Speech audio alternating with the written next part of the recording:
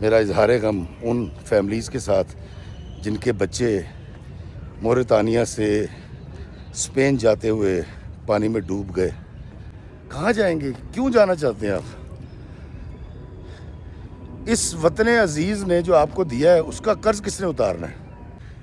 Overseas کی کمائی دنیا میں سب سے حلال کی کمائی ہے. یہ ویڈیو میں ان بھائیوں کے لیے، ان بیٹوں کے لیے بنا رہا ہوں جن کا یہ خیال ہے کہ ڈنکی مار کے ہم چلے جائیں گے اور وہاں پر یورو اور پاؤنڈ کے درخت لگے ہوئے ہیں، وہاں سے ہم توڑیں گے اور اس کو پاکستان بھیج دیں گے. ایک ماں کا لال جس سے اس نے امیدیں وابستہ کی تھیں، جس کو پالا تھا، پوسا تھا، جوان کیا تھا، وہ اس گھر کا چراغ بجھ جاتا ہے. ہمارا ادارہ FIA اپنی ڈیوٹی سے، اپنے فرائض سے باخبر ہے اور یہ آپ کو چھوڑیں گے نہیں. میں آپ کو بتا دوں، اس حادثے کے جو ذمہ دار ہیں جنہوں نے ڈنکی لگوائی ہے، میں آپ کو بتا دوں وہ بھی سن لیں. یہ میں ان کے لیے کہہ رہا ہوں جڑے ایجنٹیاں کرتے ہیں نا، لوگوں دے بچیاں دی زندگی نہ تسی کھیڈ ہو. شپ کو، جو ساز و سامان کا شپ ہوتا ہے، اس کو اتار کے تو چیک نہیں کر سکتے. ایجنٹ کئی بار آپ کو ان شپوں میں ڈال دیتے ہیں اور پھر وہ اس کو کرنٹ لگاتے ہیں، تو کوئی بھی اگر زندہ چیز اندر موجود ہوگی تو وہ مر جائے گی. یونان والی جو کشتی ڈوبی تھی وہ بھی ایک بڑا تکلیف دہ وقت تھا. آپ سب کو یاد ہوگا، 100 سے زیادہ پاکستانی اس میں بیچارے جان گوا بیٹھے. موت کا سفر ہے یہ. 25 کلومیٹر جو ہیں یہ موت کے سفر ہیں. یہ آپ سمجھیں کہ ریڈ اور ڈیڈ اور بلیک ایریا سارا یہ آپ کراس نہیں کر سکتے. اپنی مٹی پہ ہی چلنے کا سلیقہ سیکھو، سنگ مرمر پہ چلو گے تو پھسل جاؤ گے. السلام علیکم میرے عزیزو قارب، میرے عزیزو، میں ہوں افتخار رفیع، پیارے پاکستان کے سٹی آف لو لاہور سے.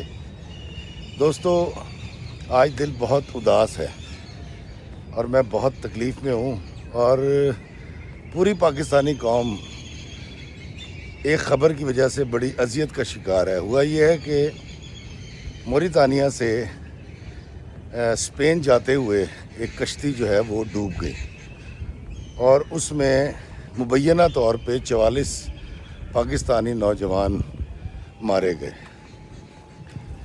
بہت اندھوناک اور بڑا دل گداز قسم کا یہ واقعہ ہے کہ 44 نوجوان جو خواب لے کر گئے تھے جینے کے، کمانے کے، خوش رہنے کے،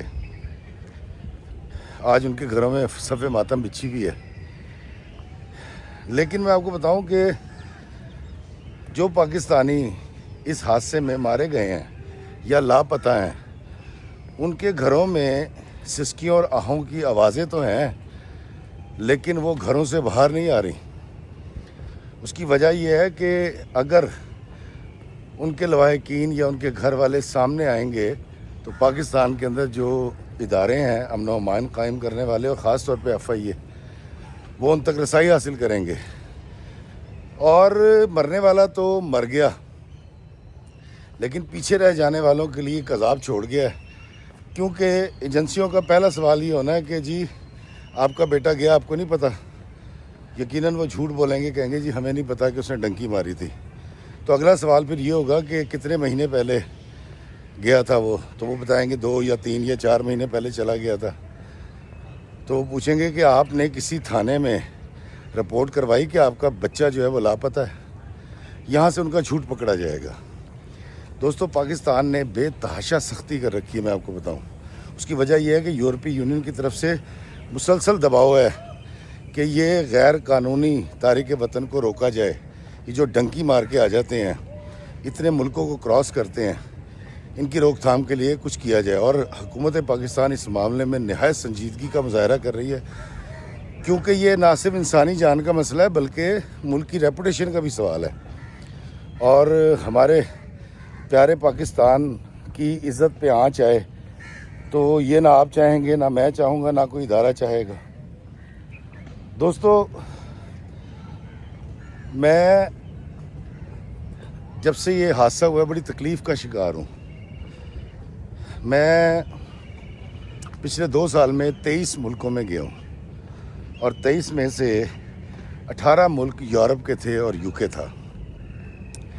میں وہاں بے تحاشا لوگوں سے ملا. میں نے سینکڑوں ڈنکی والوں سے بلکہ ہزاروں سے ملاقات کی. میرے ہر پروگرام میں جو لوگ آتے ہیں اگر وہ 100 ہوتے ہیں تو اس میں سے 60 ڈنکی والے ہوتے ہیں. ہو سکتا ہے کبھی یہ غیر قانونی جو راستہ تھا یہ محفوظ ہو، حالانکہ 2 نمبر راستہ کبھی محفوظ ہوتا نہیں ہے، لیکن اس وقت تو نہایت مشکل ہے. لوگ یہ کرتے کیا ہیں؟ یہ پاکستان سے یہ فلائی کرتے ہیں. مجھے ویسے شہر کا نام پتہ ہے، ایئرپورٹ کا میں لینا نہیں چاہتا کیونکہ ہمارے اداروں کو پتہ ہے. یہ یہاں سے فلائی کرتے ہیں، یہاں سے دبئی جاتے ہیں. دبئی سے یہ فلائی کرتے ہیں اور یہ چلے جاتے ہیں ایتھوپیا. ایتھوپیا سے یہ لوگ جاتے ہیں موریتانیہ. اچھا، اب وہاں سے کچھ لوگ مراکو بھی جاتے ہیں، اور مراکو میں ایجنٹ ان کو یہ لارا دیتے ہیں کہ جی 18 سے 25 کلومیٹر سامنے شہر نظر آ رہا ہوتا ہے سمندر کے اس پار. وہ پاجی 15 منٹ کا راہ ہے، 15 منٹ کی ڈنکی ہے اور 15 منٹ کا جو ہے وہ رسک ہے. میں آپ کو بتاتا ہوں کہ دونوں ملکوں کے جو کوسٹ گارڈز اور دیگر ادارے وہاں پہ کام کر رہے ہیں، لیکن اسپین کی طرف جو ہے اسپینش جو فورسز ہیں وہ موجود ہیں، اور جو ان کی ایک فورس ہے شینجن فورس وہ بھی وہاں پہ موجود ہوتی ہے. تو انہوں نے اس کو بڑا سخت کر رکھا ہے. تو یہ دکھنے میں وہ سامنے شہر تو نظر آ جاتا ہے آپ کو اسپین کا کہ یار اتنے جانا ہے، گال ہی کوئی نہیں. جو آپ کو ایجنٹ لارا دیتا ہے، جو سبز باغ دکھاتا ہے، لیکن وہ 25 کلومیٹر جو ہے وہ موت کا سفر ہے. السلام علیکم، کیا حال ہے بیٹا؟ وعلیکم السلام. میں بالکل ٹھیک، آپ سنائیے. نہیں، میں آپ کی ویڈیو نہیں بنا رہا، میری طرف ہے، حکم کریں. کیسے ہیں آپ؟ میں بالکل ٹھیک، اللہ کا شکر. آپ سے بہت شوق سے آپ کے ولاگ دیکھتی ہوں. بہت شکریہ بیٹا، بہت شکریہ بیٹا، اسمائل کی بہت شکریہ بیٹا. بہت شکریہ. آپ سلامت رہیے، آپ کے پیارے سلامت رہیں، آپ کے گھر والے سلامت رہیں. اچھا، ماشاءاللہ ماشاءاللہ جی، کڈا سونا خاوند ہے تیرا، ماشاءاللہ. جیوندے ہسدے واسدے رہو، جیوندے رہو. Thank you. تو دوستو، یہ موت کا سفر ہے. یہ 25 کلومیٹر جو ہیں یہ موت کے سفر ہیں. یہ آپ سمجھیں کہ ریڈ اور ڈیڈ اور بلیک ایریا سارا یہ آپ کراس نہیں کر سکتے. اور میں آپ کو بتاتا ہوں کہ کئی پورٹس کے اوپر تو یہاں تک ہے کہ یورپی یونین میں جب آپ داخل ہوتے ہیں تو وہ شپ کو، جو ساز و سامان کا شپ ہوتا ہے، اس کو اتار کے تو چیک نہیں کر سکتے. ایجنٹ کئی بار آپ کو ان شپوں میں ڈال دیتے ہیں اور پھر وہ اس کو کرنٹ لگاتے ہیں. تو کوئی بھی اگر زندہ چیز اندر موجود ہوگی تو وہ مر جائے گی. ایسے کئی پاکستانی مر جاتے ہیں، کئی ڈنکی لگانے والے لوگ مر جاتے ہیں. ان کا تعلق مختلف ملکوں سے ہوتا ہے، لیکن بتاتے نہیں ہیں. ریکارڈ میں ایسی چیزیں آتی نہیں ہیں. حکومت کو پتہ چل جاتا ہے لیکن عام پبلک تک یہ بات پہنچتی نہیں ہے. تو یہ وہاں سے جب پہنچتے ہیں ایتھوپیا، وہاں سے یہ چلے جاتے ہیں سینیگال، یا یہ چلے جاتے ہیں موریتانیہ. اب موریتانیہ جو ہے وہ افریقہ کا ایک کونا ہے، وہاں سے سمندر کی یا پانی کی ڈنکی لگائی جاتی ہے. اور یہاں سے جاتے ہوئے کم از کم 6 سے 8 لاکھ ان کے لگتے ہیں، اور آگے ان کو یکمشت جو ہے وہ لگا داں ہے ایجنٹ کا.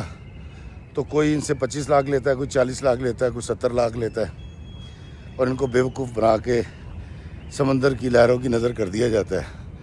اور پھر یہ جانے سے پہلے اپنے ماں باپ یا دوستوں کو کہتے ہیں دعا کرنا یار اللہ ساڈی مدد کرے، اور پھر یہ پہنچنے کی کوشش کرتے ہیں. میں آپ کو بتاتا ہوں کہ میں ابھی اسپین میں تھا آج سے 7 دن پہلے، اور میں نے وہاں پر اس روٹ سے آئے ہوئے کسی بھی ڈنکی والے کو نہیں دیکھا.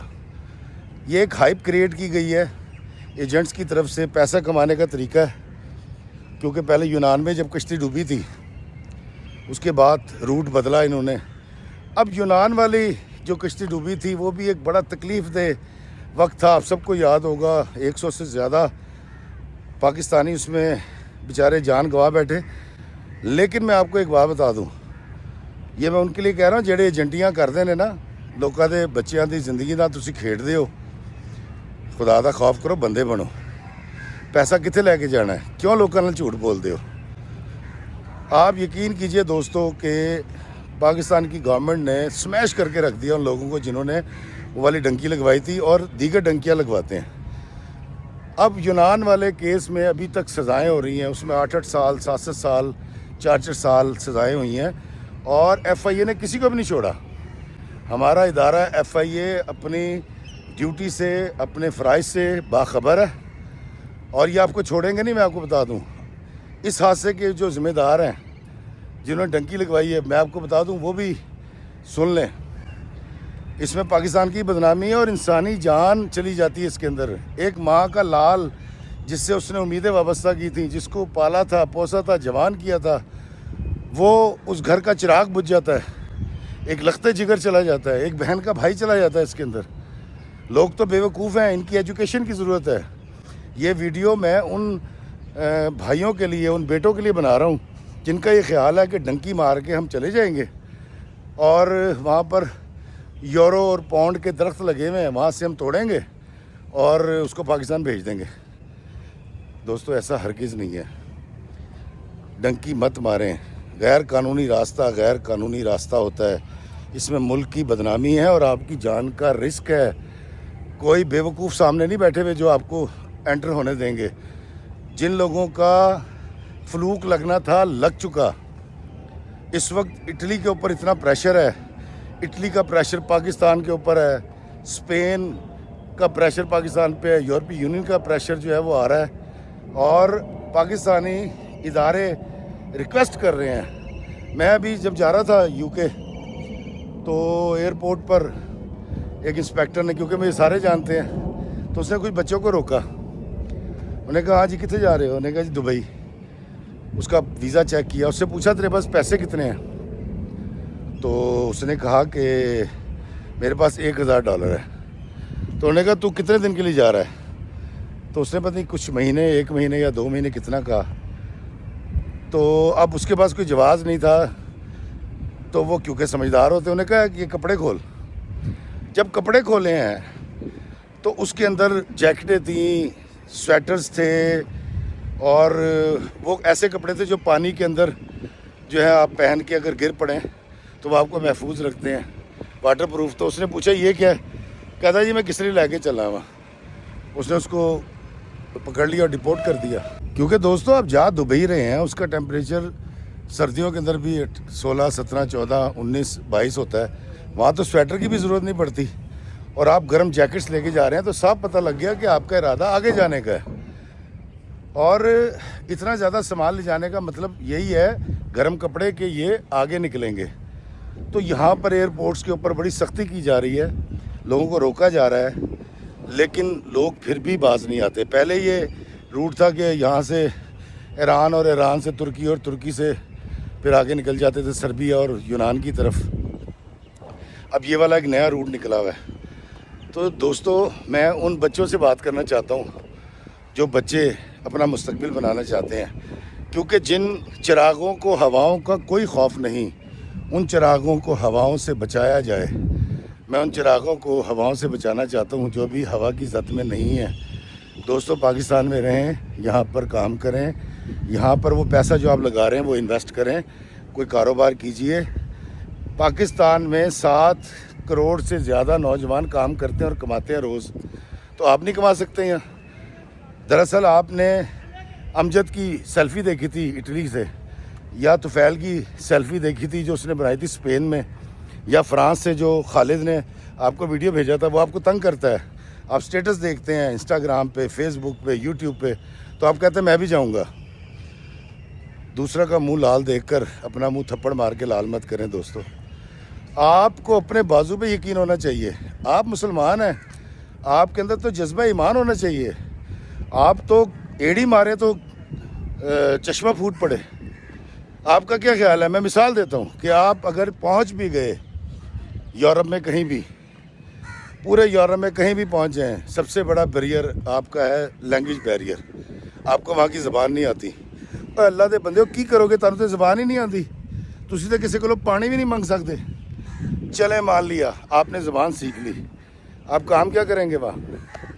मैं आपको बताऊँ, अभी मैं हंगरी गया था, ऑस्ट्रिया गया था, स्पेन गया था। स्पेन का मौसम तो चलें इतना ठंडा नहीं था, लेकिन हंगरी के अंदर मैं वो शायद फुटेज जिस पे लगाऊं, वो मोटरसाइकिल होती है और ये डिलीवरी करते हैं बच्चे। जो ये उनकी बात बता रहा हूँ, जो लीगल गए में पढ़ने, वो बेचारे उसके ऊपर ग्लव्स से लगे होते हैं और वो हैंडल के ऊपर वो उस पर हाथ घुसा के और वाटर प्रूफ जैकेट्स पहन के, विंड ब्रेकर्स और गर्म कपड़े, और वो पिज़्ज़ा डिलीवर करते हैं और चीज़ें डिलीवर करते हैं। डिलीवरी का काम कर रहे हैं बच्चे जो पढ़ने गए हैं, जो मास्टर्स कर रहे हैं वहाँ पर। اور وہ سارا دن 35-40 یورو کما رہے ہیں، تو وہ کہتے ہیں جی ہم نے بڑا کمال کر دیا اور تیر چلا دیا. زبان ان کو نہیں آتی. آپ کا کیا خیال ہے؟ زندگی بہت آسان ہے. آپ ایک تو لیگل جائیں، یورپ جائیں، ضرور جائیں. دوسرا آپ کو کوئی کام آتا ہو، آپ کو ہیٹنگ کا کام آتا ہو، آپ پلمبر ہیں، آپ بال کاٹ سکتے ہیں، آپ موٹر مکینک ہیں، آپ جو ہے وہ واشنگ مشین ٹھیک کر سکتے ہیں. آپ کو کوئی ایسا ہنر آتا ہو جس کی بنیاد پہ آپ کو کام مل سکے.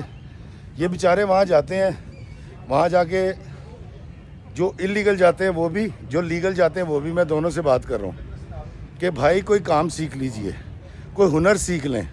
وہ ہنر آپ کو وہاں پے کرے گا. آپ بال کاٹنا سیکھ لیں، آپ کی زندگی آسان ہو جائے گی. مجھے کئی لوگ ملے ڈنکی والے وہاں، جب میں ناپولی گیا ہوں اٹلی، اور اٹلی کے دوسرے شہروں کے اندر بھی ملے. صرف بیچارے آسودہ حال وہ 3-4% تھے جن کو کوئی نہ کوئی ہنر آتا تھا. باقی سارے پیزا ڈیلیور کر رہے تھے اور بیچارے چھوٹے چھوٹے کام کر رہے تھے. اب آپ سوچئے کہ آپ ایک تو انلیگل گئے ہیں، اوپر سے آپ کو کوئی ہنر بھی نہیں آتا، تو وہ 60-70 یورو کے لیے سارا دن بھاگ کے، اور ابھی ڈاکومنٹس آپ کے 5 سے 7 سال 8 سال 10 سال نہیں بنیں گے، تب کیا کریں گے آپ؟ آپ مجھے بتائیے کہ پیچھے کسی کی ماں مر جائے، کسی کا باپ مر جائے، کسی کی بیوی مر جائے، گھر میں کوئی عذاب آ جائے، کوئی مسئلہ ہو جائے، آپ وہاں سے آ ہی نہیں سکتے کیونکہ آپ نے ڈاکومنٹ سبمٹ کر رکھے ہوتے ہیں. یہ کہانیاں لمبی کہانیاں، یہ میں پھر کبھی ڈسکس کروں گا.